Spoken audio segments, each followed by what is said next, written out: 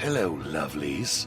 Welcome to Horror 421, the podcast, with your host, your friendly small-town horror author, Charles Campbell. Sit back, relax, and enjoy the frights in this week's episode.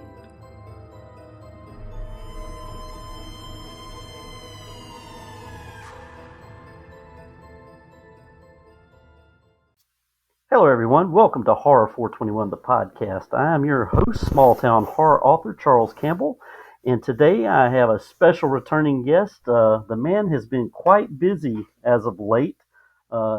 He's part of the team that just released the latest in the Terrifier franchise, Terrifier 3. Welcome, Phil Falcone, back to Horror 421, the podcast. How you doing? Thanks for having me, man. I'm so glad you took the time to sit with me for a few minutes. I know the last time we talked, we really couldn't talk about this film because it wasn't out yet. But you were telling us how we were going to get surprises, and we did get surprises, and we got more questions too. We got questions and surprises. So Very cool. what what I'd like to start off with is how did this movie? And this is a big question to start off with, I guess, but how did this movie come together between you and Damien? When you guys finished all the stuff for Terrifier 2 and it settled down and you started into Terrifier 3, what were the first steps that you guys took to pull this thing together and make it? It was. We'll get into more details, but yeah, we pretty much have our system. Damien, of course, he's writing and he gets all his creativity going. We sit down, we figure out what it would take to do it bigger and better. So this one we had many opportunities to go with studios, but the thing with studios are they want to take control. They want to cut it down from an unrated movie, something me and Damien are totally against, completely against, and will never happen with us. So this time around, I said, screw it, let's just do it. And we went balls to the walls, and we just funded it ourselves and just did our own thing. I turned to my wife. I said, listen, we're going to take a chance. I said, I'm going to risk my retirement. She said, do what you got to do. We've been poor before. We could do this. And we went for it. We swung for the fences, so to say. Well, Guy, you knocked it out of the park, my man, because this thing did over $100 million worldwide. So God bless. that is amazing. That is amazing. And you guys deserve it. All the hard work you guys put into it. I watched the behind the scenes of Terrifier 3, and it looked like your staff grew a little bit. You got a little more help in this movie. Maybe it took some pressure off of you, but how was that with an expanded Actually, staff of people? I got to say, to me, there was more pressure on this one than the other two. Bigger budget, bigger problems, bigger crew, bigger problems. Everything. All the unions kept coming at us, and I kept having to fight them off. The only union we used was SAG, and I want to keep it that way. Right. To me, it's just a waste of money to keep having these other unions come in. They don't do anything for the workers. They protect them, but we do the right thing by our workers anyway, so it doesn't matter. I don't pressure anybody into anything. If they want to leave, they can leave. If they want to stay, they stay. So I always try to do the right thing by people because, listen, that's how we got here. But I would like to take a second and just, wish everybody in California good luck. And I pray for everybody, the wildlife, the foliage, everything, especially the human life. It's sad what's going on. It's like at biblical proportions, and it's scary. Damien and I were supposed to go out to California Saturday. We just postponed our trip just so people could do what they got to do and not worry about what we got to do. So and we'll put it off until hopefully early February. But I'm hoping and praying that everybody there is okay. I definitely echo that sentiment. So I'm glad you brought that up. Yeah, we do have some friends out there, and we've checked on them, and yeah, it's not a good situation. No, not at all. And that's an understatement for sure. But I appreciate you, bringing that up. But anyway, when I'm looking at Terrifier 3, I like the new additions. I do like the throwbacks too, and I'm kind of going to go all over the place a little bit. But you guys had Kaylee Hyman back, and I thought her scene was perfect. I laughed out loud, man. Cool. Can you tell me about how you guys put that particular scene together? I mean, you had the makeup from where Art had bashed her face in and hit her with the acid and all that stuff. But that was a cool scene. And did the other cast members, were they able to kind of keep it together while she's sitting there screaming, "Pass the rice"? Yeah, I tell you, you have that. One of the things that uh, people don't understand is how hard it is to stay in character when somebody's doing that and to not flinch. I mean, a young girl, Antonella, a young girl, when she slams her down on the table and the kid doesn't even flinch because she's not supposed to hear her. That's amazing. I mean, I would have jumped every time she hit the table. I would have jumped and said, "Ah, shit, let's do that again." But she held it together. My God, it was so amazing. And I will tell you this about Kaylee. I will say it till the day I die. Uh, Same thing in Terrifier 3, but Terrifier 2, much bigger role, of course. Right. And I'm telling you, not once do I ever remember her flubbing a line or not hitting it perfect. I mean, you could take any one of her takes and put it in the film and you wouldn't miss a beat.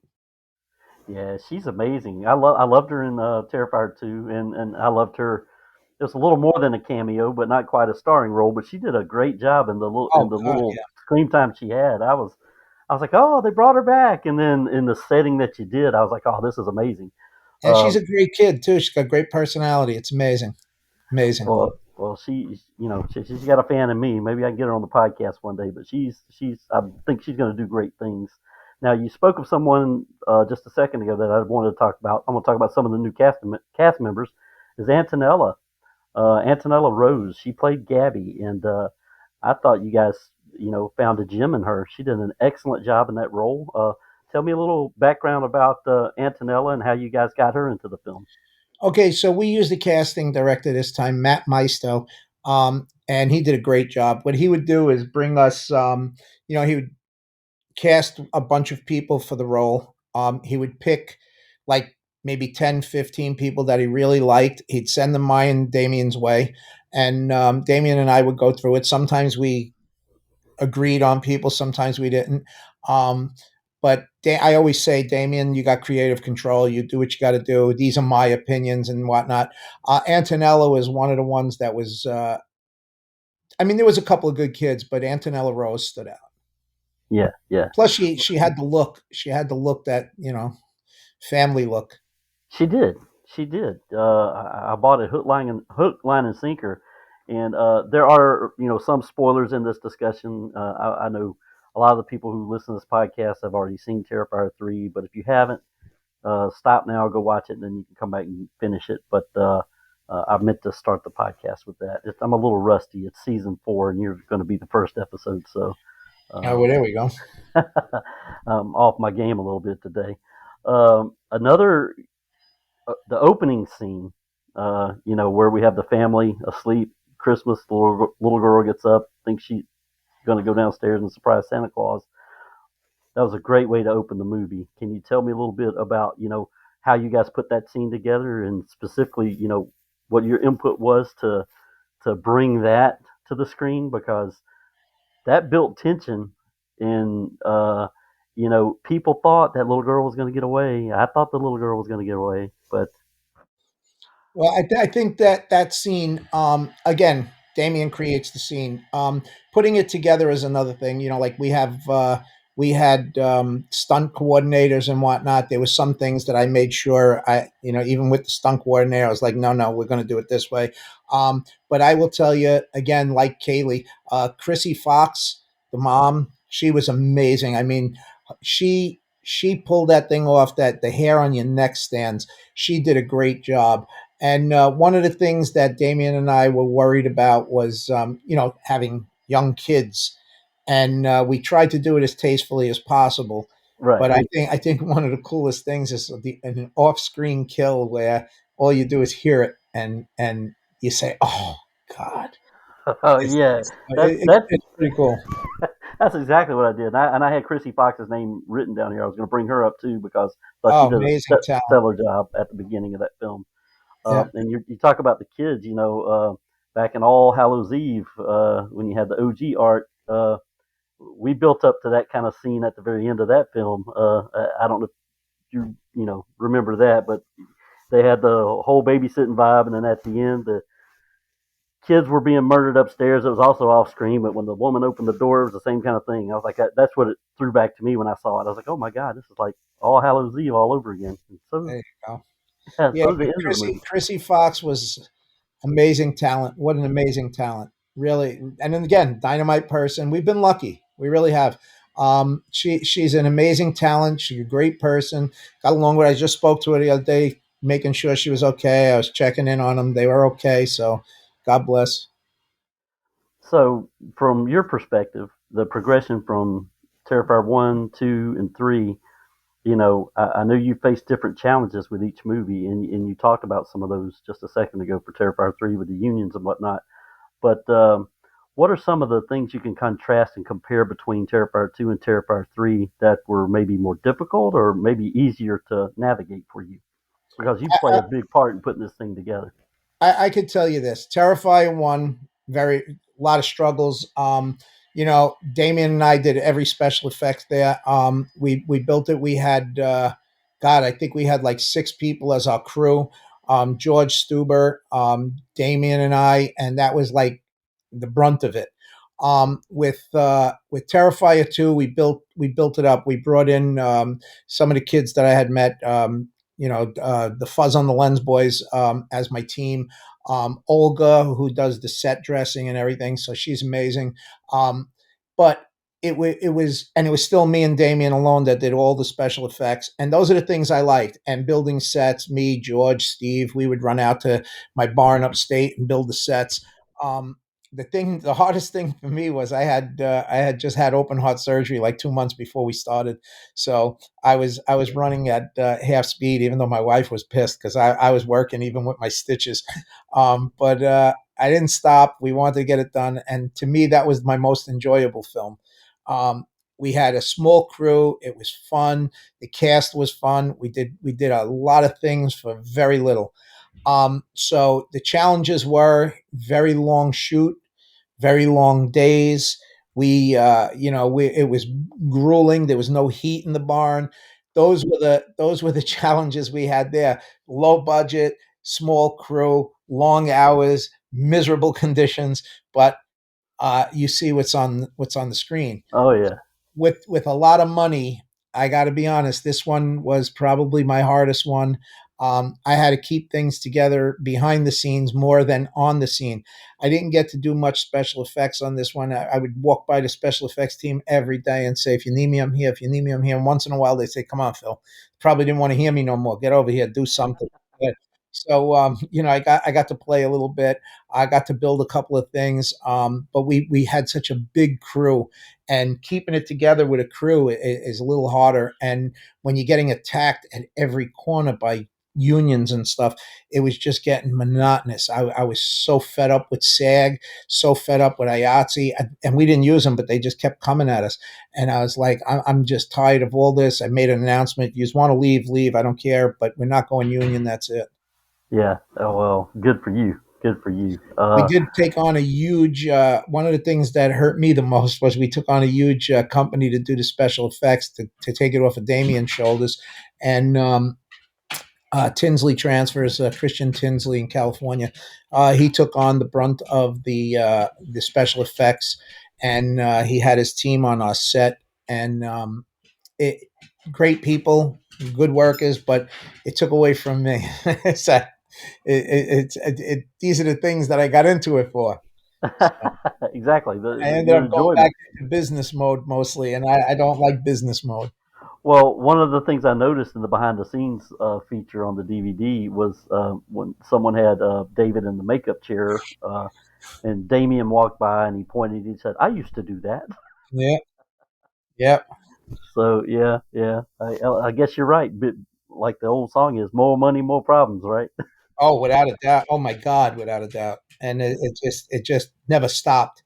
It never stopped. Whereas, when you're a small crew and it's guys you deal with every day, like they come bother you and you go, get the fuck out of here. Leave me the fuck alone. Now you can't do that so much. Still do it, but you don't do it so much. Not so much. And Oh, so geez. Let me talk about a couple more new cast members in a particularly gruesome scene involving them. Every Terrifier movie is stamped so far with a standout, gruesome, gross out scene. And I'm talking about Alexa Blair Robertson in Mason. Is that right? Yep, Mason Um, Mascara. yep. So those two were involved in a particularly bloody and horrific scene involving our favorite Santa clown. I definitely want you to talk about that particular scene. It was the shower scene, if you guys know what I'm talking about or are listening. But where do you rank it in art's most horrific kills? Um, I know a lot of people probably think it's the top kill. I think the bedroom scene in Terrifier 2, to me, I have a lot. I did a lot for that one, so Right. that's my favorite. I think after that is probably Catherine upside down. Third scene is probably my shower scene, if not Chrissy Fox at the beginning. Those scenes mean something to me. They're a little more. Um, I don't know how to say it. They just seemed more real Yeah. than a lot of the other things I've seen. Another one, believe it or not, is in the Abracadabra when he gets one particular slice with the cleaver. Still gets me to this day. It's when he hits his neck. It looks so real that I like. Whoa! So Oh, yeah. yeah. So those are the things. Now Mason and Alexa. yeah, Mason and Alexa in the shower scene. First of all, two great kids. Like I said, we've been very lucky. Two great kids, really good. They really came together real fast. I mean, you know how hard it's got to be for two people to come together, and all of a sudden they're boyfriend and girlfriend, and you got to believe that they've been with each other and having a great time. So very, very talented young kids, and then to go through all of that is insane. And but I again, if it's to me, it's probably the longest, and it's also a double kill. So whereas you see the other ones that I like the bedroom scene, the upside down, this is a double kill. So it's like nonstop, Right. and you throw in the music background, and it just gets like holy shit, next level insanity. Well, I thought it was an amazing scene, but I'm going to be honest and upfront. I agree with you. I like the T2 bedroom scene better. Uh, it was just that thing was so brutal. And then even when the mom comes up and she goes, "Mom," oh my gosh, shit! And you told me a story about how you had to figure that one out in the Yeah. last podcast. So that was an amazing scene. And we're going to talk about, I want to talk about some of these standout scenes. Another one which I thought was very comedic was when we had Clint Howard and Bradley Stryker and Daniel Roebuck together, and we had our favorite clown just bebopping in and big fanboy of Santa Claus. So if you want, can we talk about how that scene was set up? And Clint, dude, even though he had a small role, I laughed my ass off at him. He is so Clint, hilarious on Clint, screen. Clint's in just about every movie you've ever seen in your life. Well, I remember him on the Andy Griffith Show. Yeah, Way back when he was a little brother. he's been around forever. Again, dynamite guy. Striker Bradley. He stole my role, Bradley. You stole my role. I wanted to be the bartender. Uh, Damien said I don't want a Goodfellas bartender, so we didn't go with me. But yeah, and Dan Roebuck was, I have a lot of fun with Dan. I goof around with Dan a lot. I break his chops. But Dynamite Dynamite character actor. I mean, he's done so many movies. Oh, he was He, in he Stream. He was in Stream. yeah, he's in Stream. He's in so many things. I mean, I watch sometimes I'm watching shows that I used to watch, and I'll put it on. And I'm like, holy shit, Dan! You know, 'cause until you actually meet these people, it's just like you don't realize. And I was watching a show the other night. I said, holy fuck, it's Dan Roebuck. Holy shit, when he was a kid. So he's been around a while. It's cool. But that scene was really cool. I'm actually in part of it.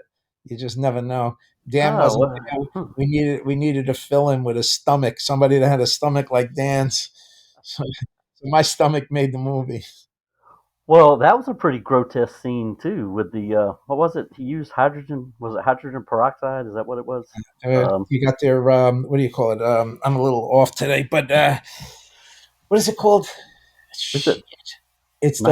the freeze. It's like Yeah, I can't I remember can't what think you of the call it, name right but now. yeah, but yeah, that was pretty creative and inventive. Was that something That's who he's Damien came up with? Damien. Damien puts this together. I'm telling you, Damien's the real deal. I can't say it enough.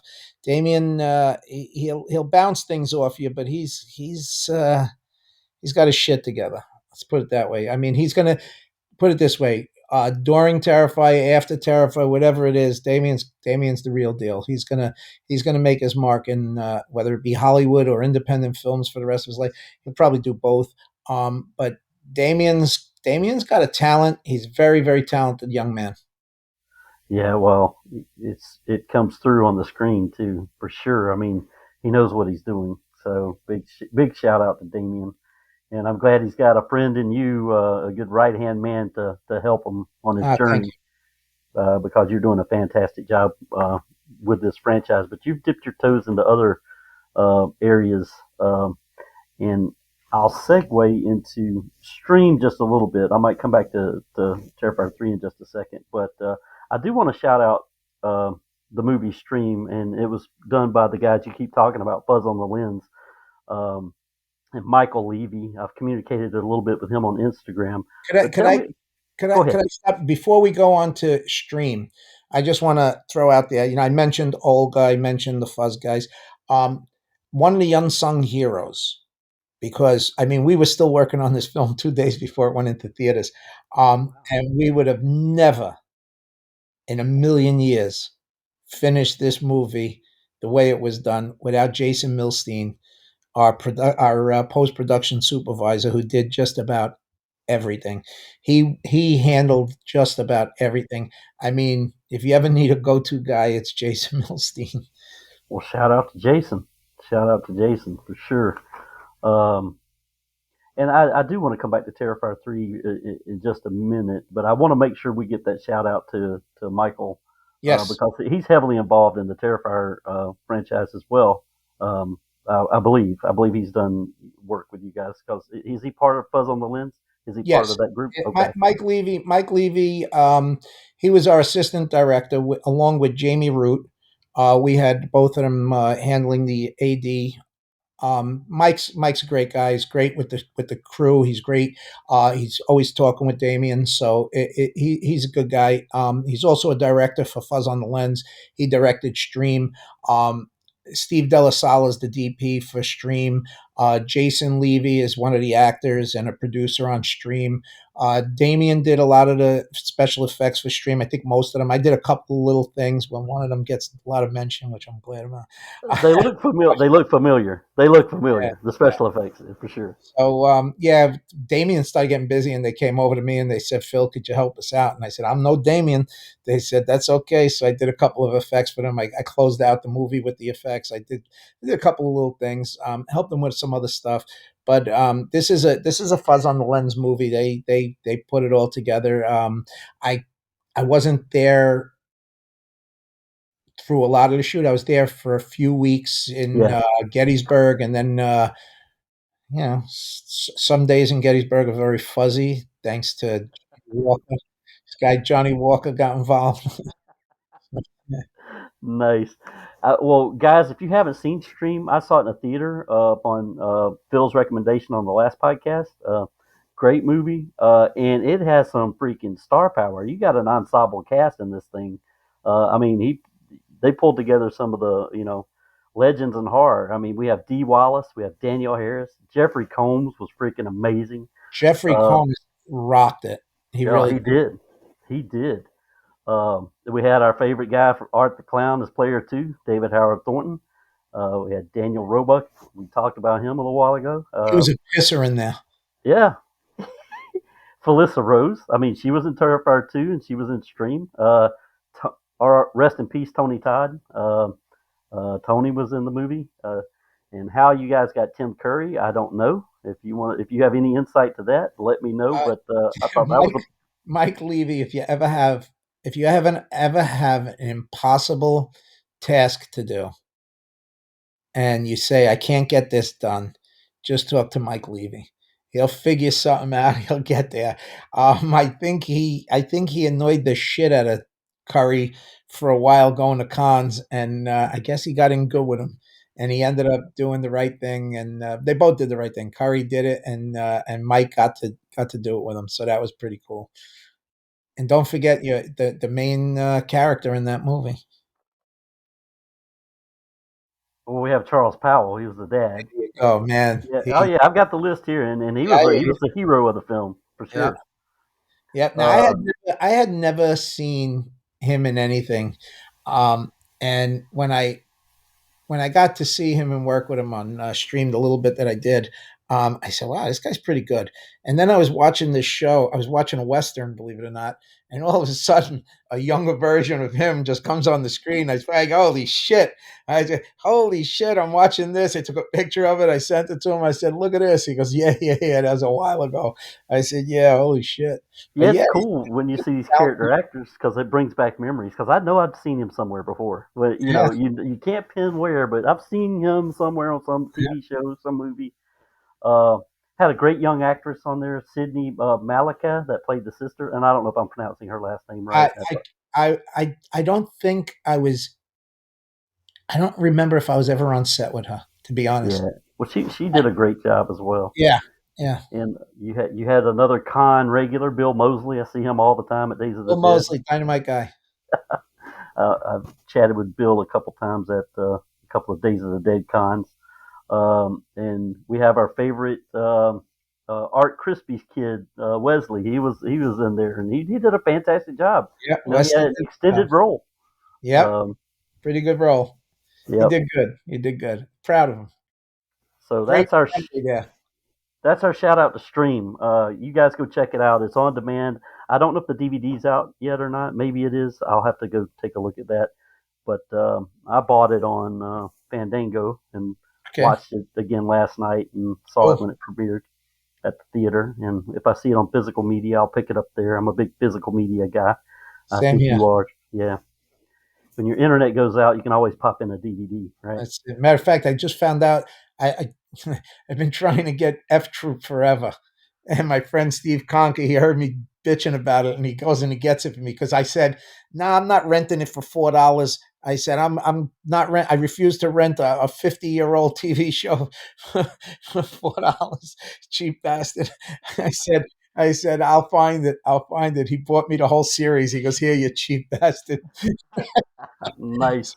So I got it, and then I go to put it in my DVD player. It don't work. It's been Uh, years since I used it in my room, and I went up to do it, and I said, "Son of a bitch, did I disconnect it? What did I do?"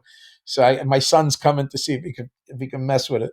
let's see if you can fix it, get it working. Well, you can always go to eBay or Amazon, I guess, and And so, pick up no, a I'll DVD get player. one. I just don't Yeah. know if because I had work done, so they might have taken the wire out and not hooked it up again.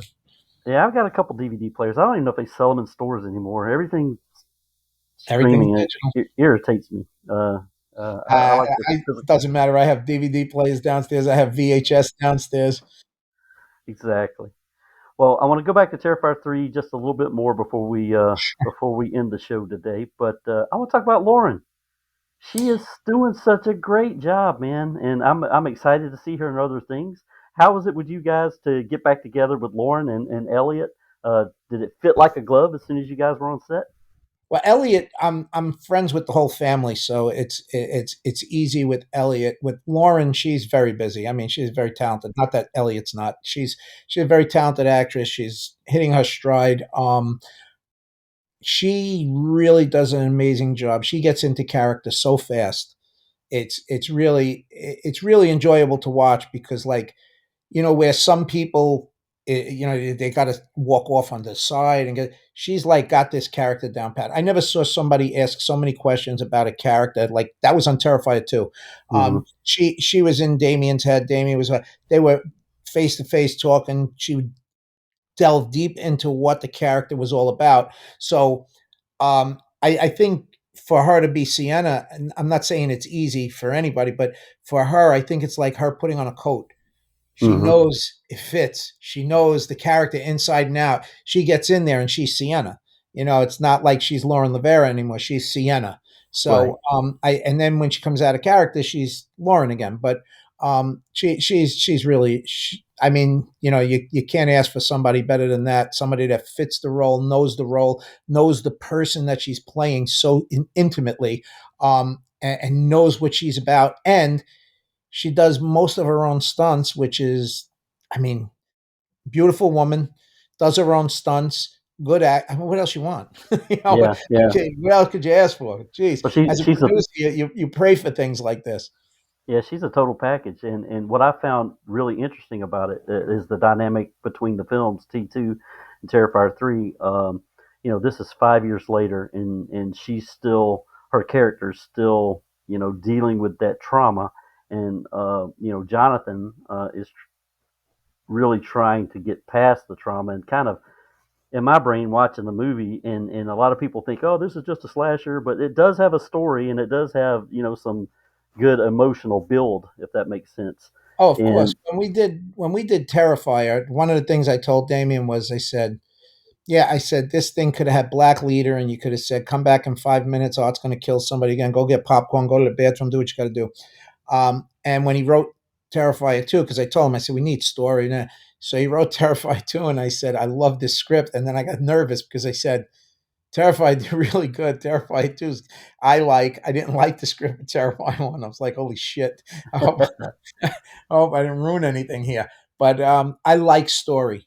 To yeah, me, if you got to have some kind of story. Don't have to be the greatest story in the world. Just need some story. Don't overstory it. Don't understory it. You got to have some story in there. You got to have something where people could say, "Oh, that was pretty good," not just, "Oh, that was a good kill. That was a good kill. That was a good kill," and that's it. So I think Terrifier was there was some cool shit, very dark. Then you had Terrifier 2, a little lighter but cool kills, little story.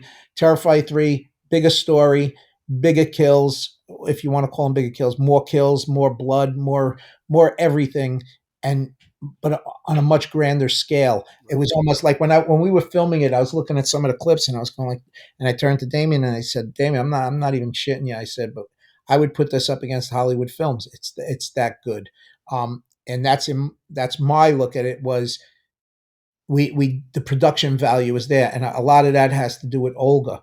Olga, she did the right thing, and we gave her very little budget on that because the budget was getting eaten up on a lot of stuff. I mean, the special effects. One day, Damien had told me when we were doing all the special effects, he goes, "Phil, you don't realize this, but this is $1 million worth of special effects." I said, "Get the fuck out of here." We did over $1 million in special effects. Trust me. That's why those other movies were were a lot wow, of work, but that's why they made it because with the low budget, with me and him doing it, we weren't paying ourselves to do it. right, That was a lot of right, work. yeah, wow, that's a good chunk of change to sink in the special effects for Oh sure. yeah.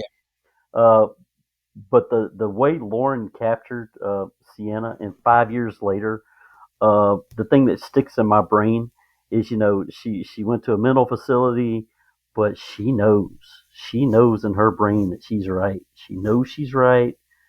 People are trying to put pills down her throat and make her think that she's crazy. Even Jonathan falls into that trap a little bit. Well, we want to move on, and she shows him what he wrote, and then he's kind of backing up a little bit, but she fucking knows what they went through, and she's not letting it go, and she knows it's not over. So that's kind of what I liked about her character. She wasn't going to succumb to the pressures around her to be something that she wasn't, if that makes sense. Of Uh, course. Yes. but I thought, That goes to show you the type of actress she is. I mean, she's nailing it. I mean, it's written words, which is important. Damien puts the words out, but the fact that she portrays those words in such a heartfelt fashion, that you have people feeling it and emoting with her is it's big. It's a testament to her talent as an actress because, of course, we know she's not Sienna. She's Lauren LaVera. So like her next movie, I don't even know what she is in her next movie. But she just landed a nice role, I hear. Um, I'm very proud. She's gonna do great things, but probably not going to be a Sienna role. It's oh yeah, probably something very different, and she'll nail that. But to see somebody that talented, just like I said, she wears that role like it's her skin.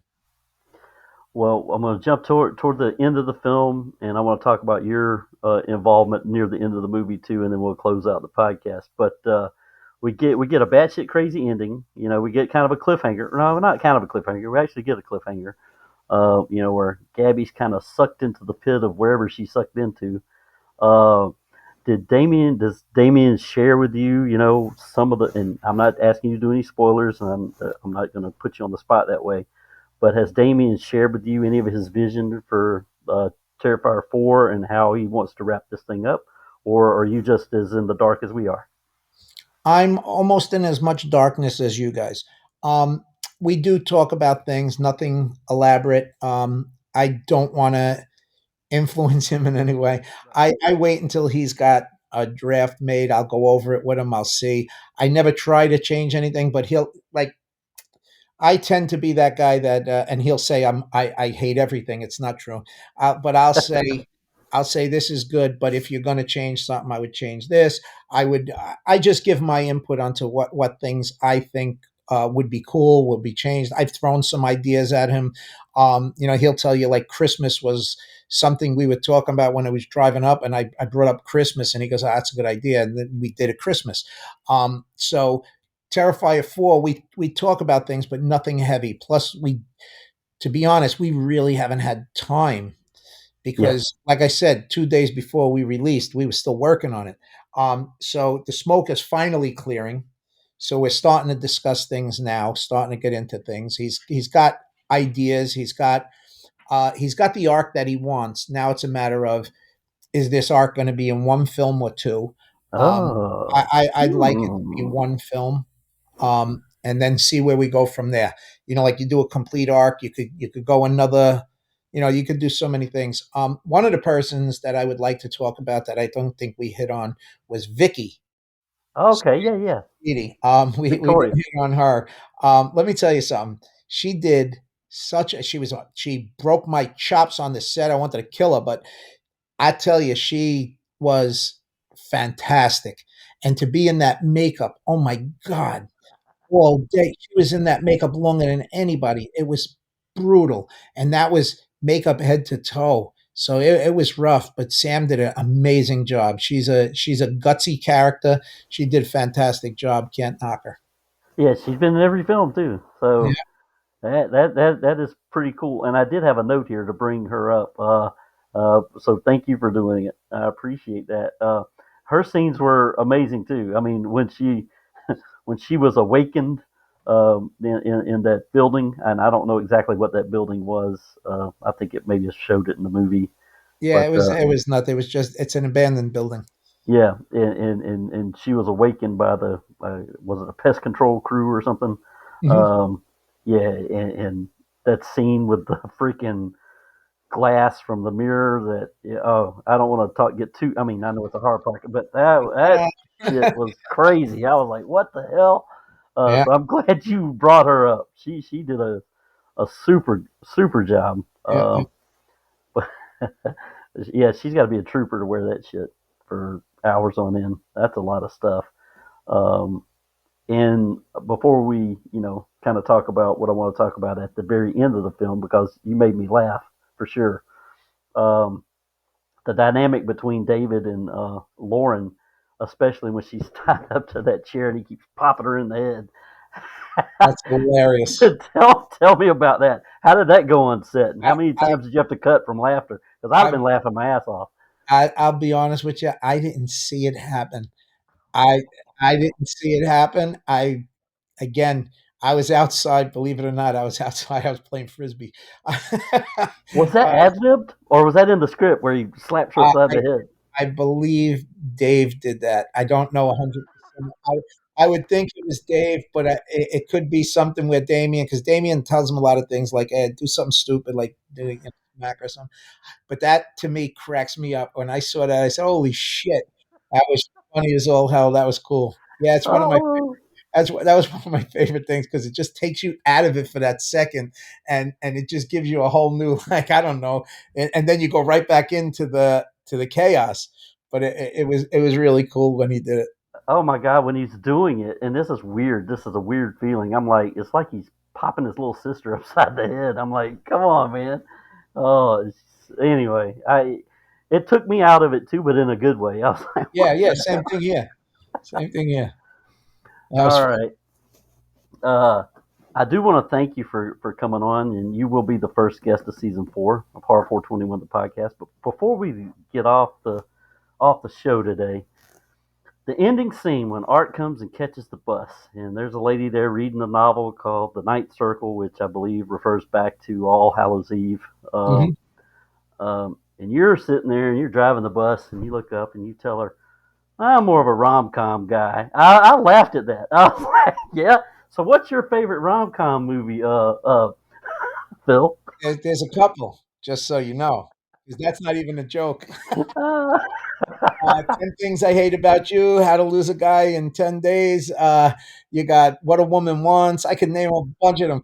I love rom-coms. I love westerns. I love action films. I love old horror films. I love the black and whites.